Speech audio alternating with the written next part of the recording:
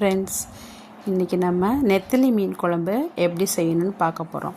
முதல்ல ஒரு கடாயை எடுத்துகிட்டு எண்ணெய் போட்டுக்கோங்க. எண்ணெய் நல்லா சூடானதுக்கப்புறம் கடுகு போட்டுக்கணும். கடுகு பொரிஞ்ச உடனே வெந்தயமும் கடுகும் நல்லா பொரிஞ்சு வந்ததுக்கப்புறமா கொஞ்சோண்டு மிளகு ஜீரகம் போட்டுக்கோங்க. கொஞ்சம் சும்மா ஒரு 4 மிளகு, கொஞ்சம் ஜீரகம், பூண்டு கொஞ்சம் போட்டுக்கோங்க.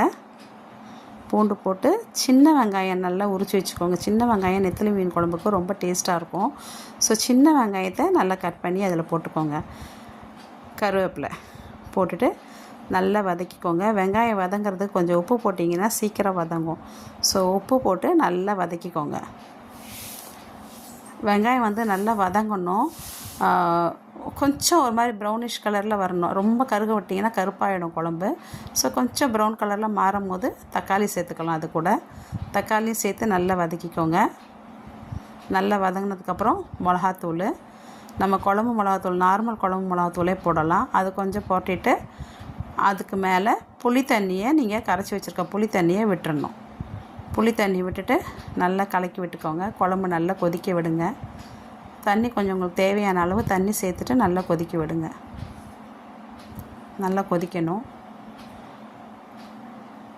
நல்ல மீன் குழம்பு நல்லா கொதிச்சு வரும். உங்களுக்கு தேவையான அளவு பச்சை மிளகா, காரத்துக்கு மிளகாத்தூள் போட்டிருக்கோம், இருந்தாலும் அந்த பச்சை மிளகாவோட வாசனை நல்லாயிருக்கும். மாங்காய் சேர்த்துக்கோங்க. இப்போ பாருங்கள், நெத்திலி மீன் ஒரு தட்டில் க்ளீன் பண்ணியிருக்கு. அந்த நெத்திலி மீன் நல்ல குழம்பு பிரிஞ்சு எண்ணெய் எல்லாம் மேலே வந்ததுக்கப்புறமா அந்த மீனை சேர்க்கணும். மீன் சேர்த்து ஒரு மூடி போட்டு மூடி வச்சுருங்க. அவ்வளோதான் ஃப்ரெண்ட்ஸ், நெத்திலி மீன் குழம்பு ரெடி. வாங்க சாப்பிட்லாம். தேங்க்யூ.